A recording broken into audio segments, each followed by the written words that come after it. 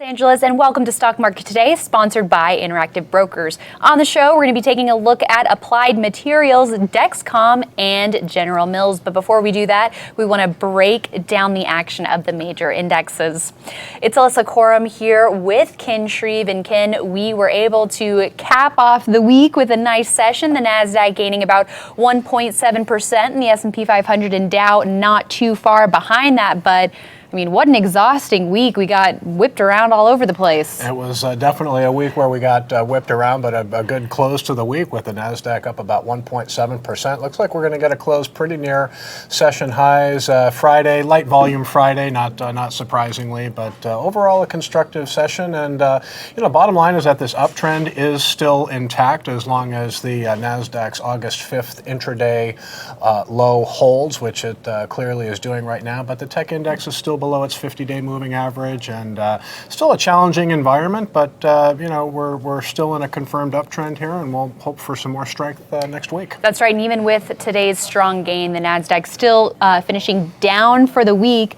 As you mentioned, that 50-day line still a very key area to watch right now. So third straight weekly decline for the Nasdaq, and still below its 50-day moving average. So even though we had a nice percentage gain today for the index, and another really solid day for semiconductor stocks, I think the Nasdaq is still technically challenged here and has a little more work to do before we can believe this rally is for real. That's right. Well, you mentioned semiconductor stocks, so we do want to take a look at Applied Materials, which was able to close well off of its session lows, initially falling 5% early, but its declines on both the top and bottom lines were not as bad as feared. So shares rallying a bit into the close, finding some nice support at the 50-day. Yeah, the company reported its third straight quarter of declining earnings and sales. I think the earnings and sales were better than expected, but still declined from the year ago period. But actually a pretty impressive performance for the stock. It broke below its 50-day moving average, you can see, but managed to close above it. And bottom line, it's still holding above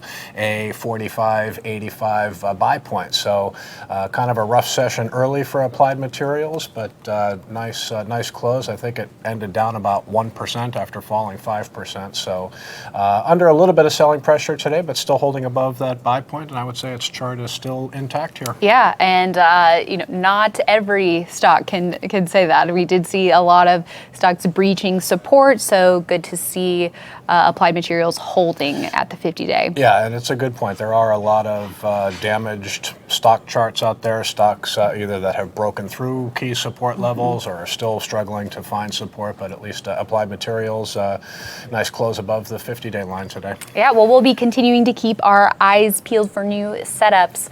And let's also take a look at Dexcom, which rallied nicely today, up about 3.3%.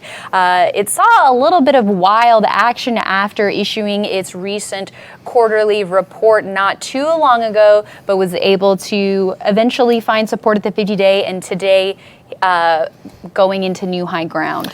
We had been watching Dexcom around the time it was reporting earnings, thought it was a candidate for a gap up in price, and the results were pretty good, but it eventually flashed a sell signal from the 157.60 buy point after earnings.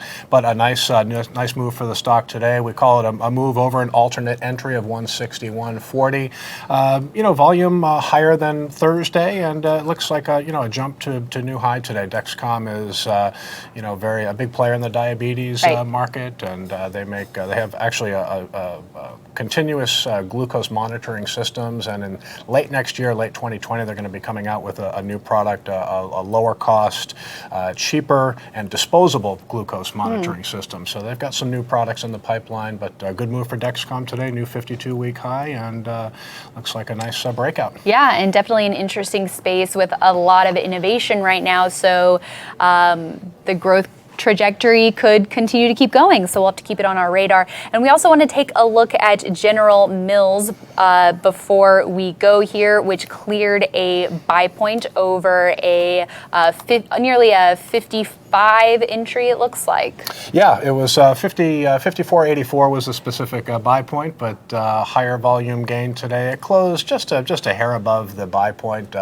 With General Mills, you got a healthy chart, and you also have a stock with an annualized dividend yield of 3.6%. So for investors looking to play a little defense, maybe they're not into looking at aggressive growth stocks to buy in the current market environment. It's been pretty challenging for growth stocks, but General Mills making a nice move today over a buy point, and you get a nice juicy dividend yield with it as well. And the relative strength line hitting new high ground to boot, accompanying this move above the buy point. So that's always nice to see. Absolutely, and it has a composite rating of 86, and that's helped by really high return on equity at General Mills, and even sales growth has been picking up the pace in recent quarters. So pretty decent fundamentals, good dividend yield, bullish chart. A lot to like about General Mills here. Yeah, and at least its recent trading action has been, by comparison, it looks like a lot less volatile compared to a lot of other charts we've seen. Yeah, and that's not a bad place to be in the current market. Anytime you can sidestep the volatility, why not take the opportunity to do so? All right, sounds good, Ken. And before we go, just in case you missed it, we did release a new episode of the Investing with IBD podcast yesterday. We have a new one every Thursday, so make sure you go to investors.com/podcast for that. And coming up on Monday, I'm going to be back in New York for a new investing strategies show.